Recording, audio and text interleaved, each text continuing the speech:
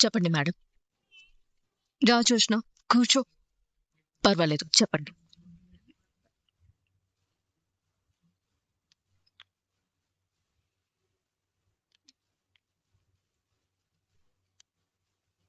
మనం దీపా జోష్నల్లా కాకుండా, CEO అసిస్టెంట్లా కాకుండా, కాసేపు ఇద్దరు ఆడవాళ్ళలాగా తోడబుట్టిన వాళ్ళలా మాట్లాడుకుందామా? అంత అవసరం ఏమొచ్చింది? నేనైనా, మన అమ్మైనా, నువ్వైనా, మన అత్త అయినా ఆడజన్మ ఎత్తిన తర్వాత పెళ్లి చేసుకుని పిల్లా పాపలతో భర్తతో సంసారం చేసుకోవాలి అనుకుంటారు. నువ్వేం చెప్పాలనుకుంటున్నావో నాకు అర్థమైంది.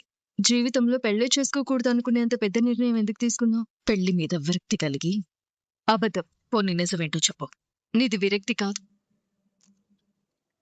కోపం, బాధ. బాధ? అవును, బాధే. దానికి కారణం కూడా నాకు తెలుసు. ఏంటది? తిరస్కారం. తిరస్కారమా?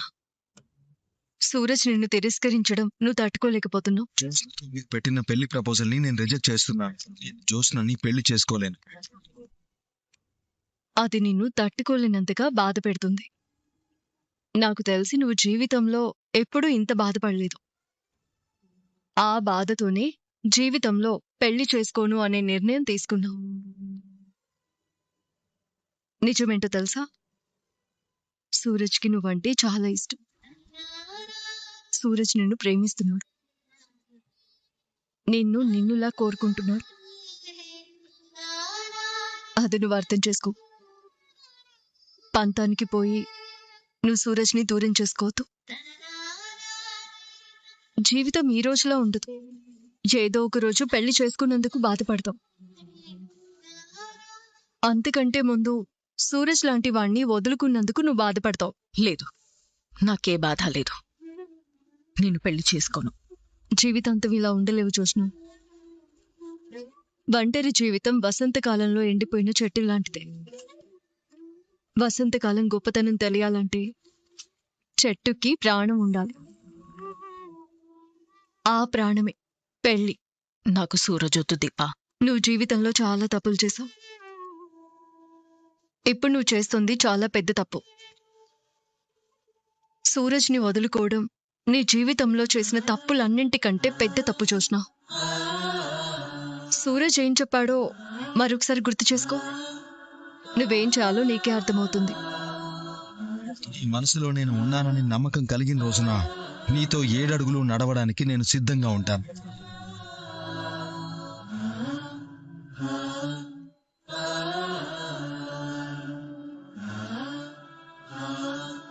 తీసుకో. నాకు అవసరం లేదు. నీకు తెలియకుండానే నీ కళ్ళు ఏడుస్తున్నాయి. వదిలేస్తే కళ్ళ నుండి కన్నీళ్లు జారిపోతాయి. తుడుచుకో.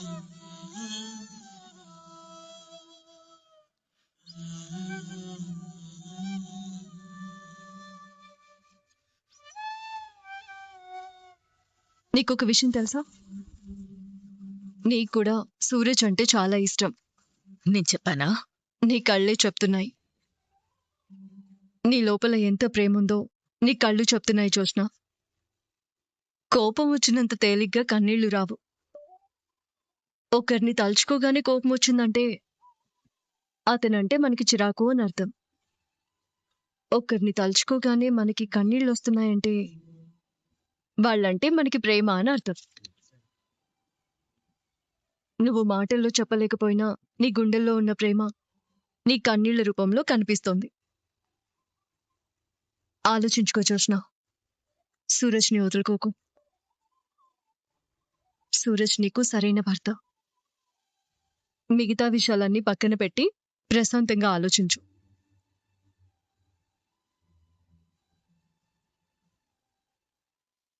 ఏంటి సిఓ గారు, డిఏ గారిని కూర్చోబెట్టి ఏం చెప్తున్నారు?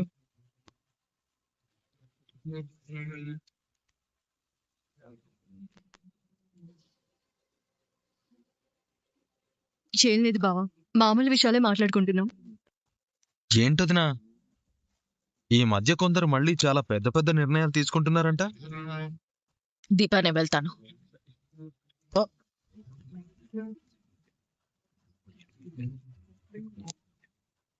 జీవితాంతం పెళ్లి చేసుకోను అన్నంత నిర్ణయం జోష్న తీసుకోవాల్సిన అవసరం ఏంటి బ్రదర్? నువ్వే వెళ్ళి అడగాల్సింది. అంత సాహసం నేను చేయలేనులే. బావా, జ్యోత్స్న చాలా బాధపడుతుంది. పైకి చెప్పుకోలేకపోయినా తను సూరజ్ వల్ల మతి పోగొట్టుకుంటుంది. అయితే దీనికో చక్కని పరిష్కారం ఆలోచించాల్సిందే. ఏం చేస్తావు? చెప్తానుగా.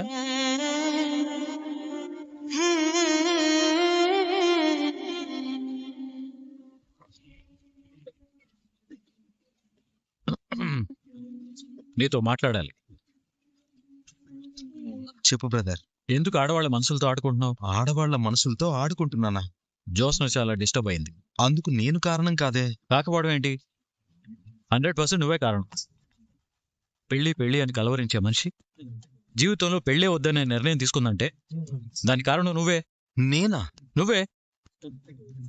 ఇంట్లో అందరి ముందు నువ్వు పెళ్లికి ఓకే చెప్పుంటే తను ఇలా ఉండేది కాదు, ఇలాంటి నిర్ణయాలు తీసుకునేది కాదు. అది కాదు బ్రదర్.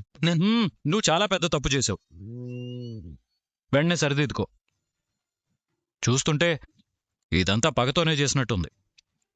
బ్రదర్, జ్యోత్స్న గురించి నీకెవరో చెప్పుంటే నువ్వు తను బాధపడేలా మాట్లాడటంలో అర్థం ఉంది. నీకన్నీ తెలుసు కదా. అయితే నేనొక ప్రశ్న అడుగుతాను, సమాధానం చెప్పు బ్రదర్. నన్ను ఎన్ని ప్రశ్నలైనా అడుగు, కానీ జ్యోత్స్నను మాత్రం బాధపెట్టుకు. ముందు అడిగిన దానికి సమాధానం చెప్పు. అడుగు. నీకు దీప గారికి పెళ్ళైంది కదా. జ్యోత్స్న మనసులోంచి నిన్ను తీసేయగలిగిందా? లేదు. సరే, పెళ్ళైన తర్వాత నీ జీవితం మీద నువ్వు బ్రతుకుతుంటే జ్యోత్స్న నువ్వే కావాలి అని నీ వెంట తిరుగుతుంటే నీకెలా ఉంటుంది?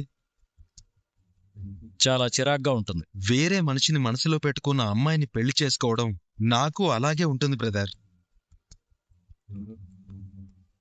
జ్యోత్స్న మనసులో నువ్వే ఉన్నావు. నిన్ను జ్యోత్స్న తన మనసులో నుంచి తీయలేదు, నిన్ను మర్చిపోలేదు, వేరొకరిని పెళ్లి చేసుకోలేదు. ఇవన్నీ ఇంట్లో వాళ్ళకి చెప్పలేదు.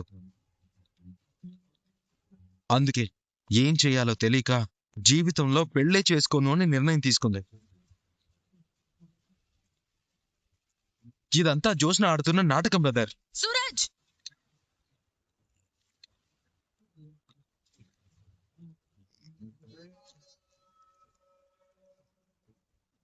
ఎవరిదిరా నాటకం?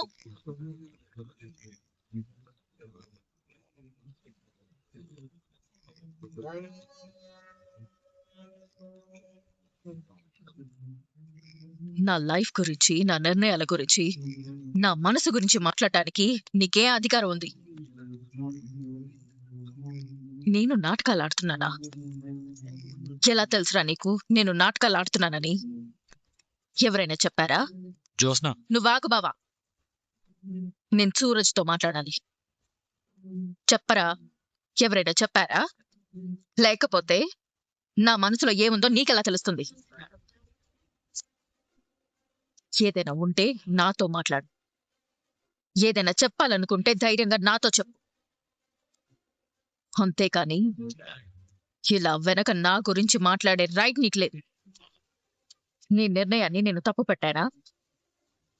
నువ్వు మాట్లాడింది కరెక్ట్ కాదని కానీ, కరెక్ట్ అని కానీ నేను చెప్పానా? లేదే. నువ్వేదో చెప్పాలనుకున్నావు, చెప్పా. నీ విషయంలో నీకెలాంటి ఫ్రీడమ్ ఉందో నా విషయంలో అలాంటి ఫ్రీడమే ఉంది. నీకు ఏ అధికారం లేదు. ఉంది.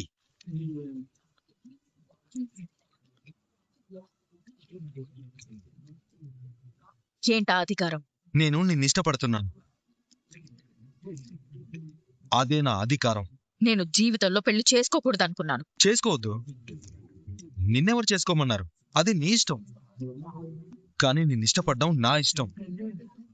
నువ్వు పెళ్లి చేసుకున్నా ఇలాగే ఉండిపోయినా నా ఇష్టం మారదు కదా.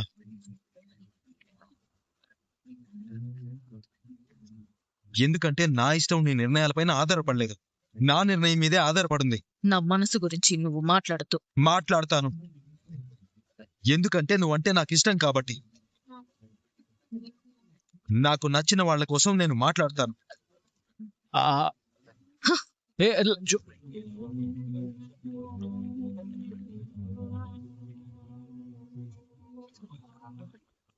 అమ్మో, ఈ స్ట్రెస్ భరించడం నా వల్ల కాదు. ఏమైంది బావా? ఏమైందంటావేంటి? వాళ్ళిద్దరు కొట్టుకుంటున్నారు. ఎవరు? ఇంకెవరు? జ్యోత్స్న, సూరజ్. మళ్ళీ ఏమైంది? ఎందుకు సూరజ్ జ్యోత్స్నతో ఆడుకుంటున్నావు అని అడిగితే, జ్యోత్స్న మనసులో నువ్వు ఉన్నావు, నిన్ను తీసేయలేకే ఈ నాటకాలు అని సూరజ్ అంటాడు. అది విన్న జ్యోత్స్న సూరజ్ని కొట్టబోయి ఆగి, నా మనసు గురించి మాట్లాడే రైట్ నీకు లేదు అంటుంది. రైట్ ఉంది, ఎందుకంటే నువ్వంటే నాకిష్టం అని సూరజ్ అంటాడు. నాకేం అర్థం కావట్లేదు. వీళ్ళు ఎలా ఉన్నారంటే, సూరజ్ జ్యోత్స్నతో పెళ్లిని రిజెక్ట్ చేశాడు, కానీ జ్యోత్స్నను వదలలేదు. జ్యోత్స్న నన్ను మనసులోంచి తీయలేదు, సూరజ్ని వదులుకోలేదు. నిన్ను వదులుకోలేకపోతున్నాను అని జ్యోత్స్న నీకేమైనా చెప్పిందా బావా? అది అందరికీ అర్థమవుతుంది కదా. నిన్ను నేను మర్చిపోలేకపోతున్నాను బావా అని జ్యోత్స్న నీతో చెప్పిందా? వదులుకోలేకపోతున్నాను అని జ్యోత్స్న నీకేమైనా చెప్పిందా బావా? అది అందరికీ అర్థమవుతుంది కదా. నిన్ను నేను మర్చిపోలేకపోతున్నాను బావా అని జ్యోత్స్న నీతో చెప్పిందా? జీవితంలో పెళ్లి చేసుకోను అంటే అర్థం ఏంటి? నా మీద ఉన్న ప్రేమ చంపుకోలేకే కదా. అంతలే బావా, దాని అర్థం అది కాదు. మరేంటి? నేనింక జీవితంలో సూరజ్ని తప్ప ఇంకెవర్ని చేసుకోను అని. అలా నీతో చెప్పిందా? నేను ఆడదాన్ని బావా, మరొక ఆడదాని మనసు నాకు అర్థమవుతుంది. సూరజ్ గురించి మాట్లాడుతుంటే జ్యోత్స్న తెలియకుండానే ఏడ్చింది. జ్యోత్స్న వదిలేసింది కన్నీటిని కాదు బావా, నిన్ను. నన్నా? అవును బావా, జ్యోత్స్న మనసులో ఇప్పుడు నువ్వు లేవు. నేను లేకపోవడం ఏంటి? సూరజ్ చెప్పాడు దీపా. సూరజ్ చెప్పడం కాదు, నేను చెప్తున్నాను. జ్యోత్స్న నిన్ను మనసులో నుంచి తుడిచేసింది. అదెలా జరుగుతుంది? జరిగింది. అబద్ధం. ఓకే, సూరజ్తో కానీ నీతో కానీ మా అమ్మతో కానీ నేను బావనే పెళ్లి చేసుకుంటాను అని చెప్పిందా? చెప్పలేదు. తను ఎవ్వరితో చెప్పకపోయినా నాతో చెప్పింది. నేను తన మనసు గురించి మాట్లాడుతున్నప్పుడు మౌనంగా ఏడ్చిందే కానీ, లేదు దీపా, నా మనసులో ఇంకా బావే ఉన్నాడు అని అనలేదు. అనలేదు అంటే నువ్వు లేనట్టే. లేనట్టు అంటే నిన్ను మనసులో నుంచి తీసేసినట్టే. తీసేసిందా? తీసేయలేదు, గెంటేసింది. గెంటేసిందా? అవును బావా, కన్నీళ్ల రూపంలో జ్యోత్స్న నిన్ను మనసులో నుంచి గెంటేసింది. నిజమా? మనసులో ఉన్న మనిషిని మర్చిపోవటం అంత తేలిక దీపా? జ్యోత్స్న నిన్ను మనసులో నుంచి గెంటేసినందుకు నువ్వు బాగా నిరుత్సాహపడుతున్నట్టున్నావు. నిరుత్సాహమా? అదే, బాధ, నీరసం అన్నీ కలిసొచ్చే ఒక రకమైన బాధ బావా. అలాంటిదేం లేదు దీపా. ఇన్నేళ్ల ప్రేమ ఎలా అంత సడన్ గా మర్చిపోయిందా అని. జ్యోత్స్నలో మార్పు మొదలైంది బావా. మార్పు మొదలైన విషయం జ్యోత్స్నకు కూడా తెలియదు. ఒకవేళ జ్యోత్స్న ఈ నిర్ణయం మనస్ఫూర్తిగా తీసుకునుంటే ఆఫీస్కొచ్చేదే కాదు. అంటే జ్యోత్స్న సూరజ్ని చూడ్డానికి ఆఫీస్కొస్తుంది. సూరజ్ కూడా జ్యోత్స్నని చూడ్డానికి ఆఫీస్కొస్తున్నాడు. వాళ్ళిద్దరూ ప్రేమలో ఉన్నారు బావా. కానీ ఇది సాధారణ ప్రేమ కథ కాదు. ఈ రోజు సూరజ్ పేరు చెప్తే జ్యోత్స్న కన్నీళ్లు పెట్టుకుంది. జ్యోత్స్నలో మార్పు మొదలైంది బావా. జ్యోత్స్నకి సూరజ్ కావాలి. ఈ విషయం తనకి తెలియకపోయినా తన మనసుకి తెలుసు. తన మనసుకి తెలిసిన విషయం జ్యోత్స్నకు తెలిసిన మరుక్షణం సూరజ్కి తెలుస్తుంది.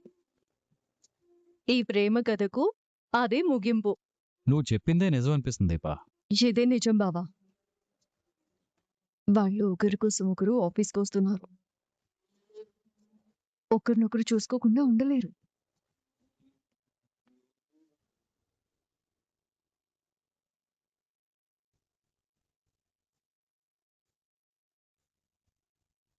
జ్యోత్స్నతో మీరు పెట్టిన పెళ్లి ప్రపోజల్ని నేను రిజెక్ట్ చేస్తున్నాను. నేను జ్యోత్స్నని పెళ్లి చేసుకోలేను. నాకు ఈ పెళ్ళొద్దు. అసలు నాకు జీవితంలో పెళ్ళే వద్దు. ఇదంతా జ్యోత్స్న ఆడుతున్న నాటకం బ్రదర్. ఎవరిదిరా నాటకం?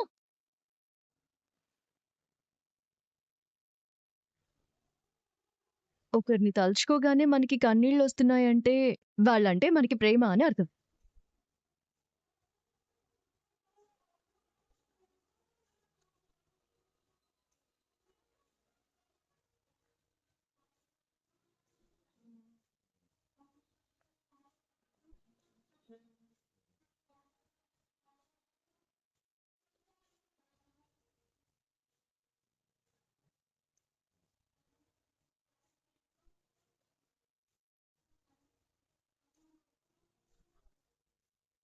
సూరజ్,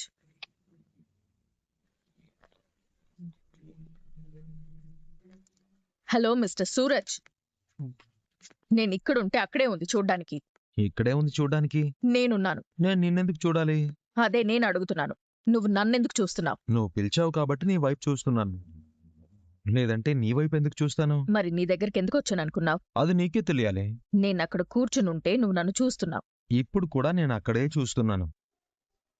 కానీ నువ్వు అక్కడ లేవు కదా. నేను ఇక్కడికి వస్తే అక్కడ ఎందుకుంటాను? నువ్వు ఇక్కడికి వచ్చినా నేను అక్కడ చూస్తున్నాను అంటే నిన్ను చూస్తున్నట్టు కాదు కదా. మరి అక్కడేం చూస్తున్నావు? శూన్యం. శూన్యమా? ఎస్, శూన్యమే. శూన్యం చూడ్డం ఏంటి? నేనేదైనా లోతుగా ఆలోచిస్తుంటే అలా శూన్యంలోకి చూస్తాను. అక్కడ నేనున్నాను. అది నీ తప్పు. నువ్వు నా వైపు చూడకు. నేను శూన్యంలోకి చూస్తూ ఆలోచిస్తున్నాను. అక్కడ నువ్వు ఉన్నా లేకపోయినా నా చూపు అటే ఉన్నప్పుడు అది నీకోసం అని ఎలా అనుకుంటావు? అయితే ఏం ఆలోచిస్తున్నావు చెప్పు. నాకు తెలీదు. నీకు తెలియకుండానే ఆలోచిస్తున్నావా? నేనొక విషయం గురించి ఆలోచిస్తూ రెండో విషయంలోకి వెళ్ళిపోయాను. మొదటిది ఏంటిది? మర్చిపోయాను. రెండోదేంటి? గుర్తులేదు. మరేం ఆలోచిస్తున్నావు? మొదటి దాని గురించి ఆలోచిస్తూ రెండోదెందుకు మర్చిపోయానా అని ఆలోచిస్తున్నాను. నీతో మాట్లాడితే ఎవరికైనా మతిపోవాల్సిందే. నీకు ఆల్రెడీ పోయినట్టుంది. అది నీ వల్లే. నీ నిర్ణయాలు, నీ ఇష్టాలు, నీ మనసు, నీ జీవితం అంటూ ఏవో భారీ డైలాగులు చెప్పావు కదా. అన్నీ నీ ఇష్టమైనప్పుడు నా వల్ల నీ మతి ఎలా పోతుంది? నీ మతి కూడా నీ ఇష్టం వల్లే పోవాలి కదా. నీతో మాట్లాడితే కన్ఫ్యూజ్ చేస్తావు. నువ్వు కన్ఫ్యూజ్ అవుతున్నావు అంటే నీ మీద నీకు క్లారిటీ లేనట్టే. నా మీద నాకు క్లారిటీ లేకపోవడం ఏంటి? అయితే నమ్మకం లేనట్టే. నమ్మకం లేకపోవడం ఏంట్రా? క్లారిటీ ఉండి నమ్మకం ఉంటే నాతో ఎందుకు గొడవ పడతావు? వెళ్ళి ప్రశాంతంగా కూర్చుని వర్క్ చేసుకోండి మేడం. నువ్వు నన్ను చూస్తున్నావురా. నేను నిన్ను చూడట్లేదు. నేను ఎప్పుడూ చూసే చోటే చూస్తున్నాను. కానీ ఈరోజు ఆ ప్లేస్లో నువ్వు కూర్చున్నావు. నువ్వు చూస్తున్న ప్లేస్ నాదిరా. ఆ ప్లేస్ నాదే, ఈ ప్లేస్ నాదే అని అనకూడదు జ్యోత్స్నా. మనం ఆఫీస్కి వర్క్ చేసుకోవడానికి వచ్చాము. వర్క్ చేసుకుని వెళ్ళిపోవాలి. నువ్వు నన్ను అలా చూస్తూ ఉంటే ఎలా వర్క్ చేసుకోవాలి? నాలాగే. నీకేం ఇబ్బంది లేదు. ఇబ్బంది అంతా నాకే. నేను మిమ్మల్ని చూస్తున్నాను అని మీరు నన్ను చూస్తేనే కదా తెలిసేది. అవునా? మరప్పుడు మీరెందుకు నన్ను చూడ్డం? నువ్వు నన్ను చూస్తున్నావు కాబట్టి. నేను నిన్ను చూస్తే నువ్వు నన్ను చూస్తావా? నేను నిన్ను చూస్తే నువ్వు నన్ను చూడవా? చూడు, చూస్తానో లేదో తెలుస్తుంది. నేనెందుకు చూడాలిరా? ఆల్రెడీ చూసావు. నువ్వు చూడ్డం ఆపే. నువ్వు చూడడం ఆపేస్తే నేను ఆపేసినట్టే. ఎందుకంటే నువ్వు నన్ను చూడనప్పుడు నేను నిన్ను చూడడం నీకు తెలియదు కదా. నీతో వాదించడం కంటే పోయి వర్క్ చేసుకోవడం బెటర్. All the best. అవసరం లేదు. నీకు చెప్పలేదు, నాకే చెప్తున్నాను. నేను కూడా నీకు చెప్పలేదు. ఓకే. ఓకే.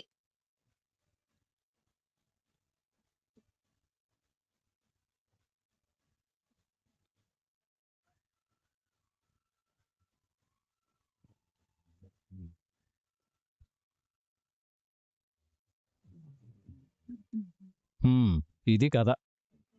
నువ్వు చెప్పింది నిజమే దీపా. జ్యోత్స్నలో మార్పు మొదలైంది. ఆ విషయం జ్యోత్స్నకి మనమే చెప్పాలి. ఇలా కొట్టుకొని చివరికి వాళ్లే దగ్గరైపోతారు బావా. నువ్వు చూస్తూ ఉండు. హ్మ్?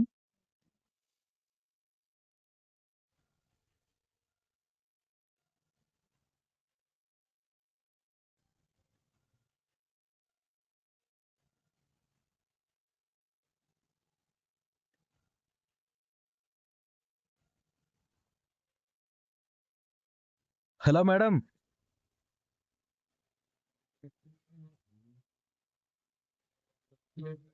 ఏంటి లగేజ్ తీసుకుని బయలుదేరారు? ఎక్కడికి? ఎక్కడికైతే నీకెందుకు? అంటే మీరు ఈ మధ్య సంచలనాత్మకమైన నిర్ణయాలు తీసుకుంటున్నారు కదా. చూస్తుంటే మరో సంచలనాత్మకమైన అలాగే చారిత్రాత్మకమైన నిర్ణయాలు తీసుకుంటున్నారేమో అనిపించింది. ఏంటది? ఏముంది, ఆఫీస్లో నా మొహం చూడడం ఇష్టం లేక నువ్వు లగేజ్ సర్దుకుని ఏ అమెరికాకో వెళ్ళిపోతున్నావు, అంతేనా? నా గెస్ కరెక్ట్ అయితే నువ్వు ఎయిర్పోర్ట్కే వెళ్ళాలి. డ్రాప్ చేయమంటావా? నాకు ఎక్కడికి పోవాల్సిన అవసరం లేదు. మరెందుకు ఈ టైంలో బ్యాగేసుకుని బయలుదేరావు? పనుంది. ఏంటది? నీతో చెప్పాలా? ఎవరికీ చెప్పకుండా ఎక్కడికని పోతావు? ఎవరికీ చెప్పలేదని నీకు తెలుసా? చూస్తే అర్థమైపోతుంది. చూస్తే అర్థమయ్యేలా ఉంటే చాలానే అర్థం చేసుకోవాలి. నీకు కళ్ళున్నాయి, కానీ చూడలేవు. మనసుంది, కానీ అర్థం చేసుకోలేవు. నువ్వింకేదో మనసులో పెట్టుకుని మాట్లాడుతున్నట్టున్నావు. ఏది మనసులో పెట్టుకుని మాట్లాడితే నీకెందుకురా? నా దారిన నన్ను పోని. ఆ వెళ్ళేది రాంగ్ రూట్ అయితే? ఇన్నాళ్ళు రాంగ్ రూట్లోనే వెళ్ళాను. ఇప్పుడే రైట్ రూట్లోకి వెళ్తున్నాను. ఇంట్లో ఏదన్నా గొడవ జరిగిందా? లేదు, మీ అమ్మ నాన్న ఏమన్నా తిట్టారా? నేనేం చిన్నపిల్లని కాదు. మమ్మీ డాడీ తిట్టారని ఇంట్లో నుంచి పోవడానికి. నువ్వు చిన్నపిల్లవి కాదు, మొండి పిల్లవి. చిన్నపిల్లల కంటే మొండి పిల్లలే డేంజర్. ఆఫీస్లోనే అనుకున్నాను. ఇంట్లో కూడా ప్రశాంతంగా ఉంచవా? నువ్విప్పుడు ఇంట్లోంచి పోతున్నావు కదా, నేను పోవడం లేదు, వెళ్తున్నాను. రెండింటికి తేడా ఏంటో? పోయినవాడు రాడు, కానీ వెళ్ళినవాడు వస్తాడు. అంటే నువ్విప్పుడు మళ్ళీ వస్తానంటావు? రాకుండా చేస్తావా? పోకుండా ఆపుతాను. అది నీ వల్ల కాదు. అసలు ఇంతకీ ఎక్కడికి వెళ్తున్నావో చెప్పు. చెప్పను. పోనీ ఎప్పుడొస్తావో చెప్పు. ఏ, నువ్వేడిపించడానికి ఇక్కడ ఎవరు ఉండరు అనా? నువ్వైనా తిట్టుకోవడానికి అక్కడ ఎవరో ఒకరు ఉండాలి కదా. నాకెవరూ అవసరం లేదు. మాట మనసులో నుంచి కాదు, గొంతులో నుంచి వస్తుంది. మేము నీ అంత మేధావులం కాదులే. నన్ను పోని. ఆ డ్రాప్ చేయనా? వెళ్ళగలను. సెండ్ ఆఫ్ ఇవ్వడానికి ఎయిర్పోర్ట్కి రానా? పోయి భోంచేసి పడుకో. ఇలా వెళ్ళిపోవడం తప్పు జోష్నా. అలాగని స్కూటీ వెనక రాసుకో. ఇంతకీ ఎలా వెళ్తావు? క్యాబ్ బుక్ చేస్తాను, వెళ్తాను. జోష్నా, ఈ ఈగోయిస్ట్ లగేజ్ ప్యాక్ చేసుకుని ఎక్కడికి పోతుంది?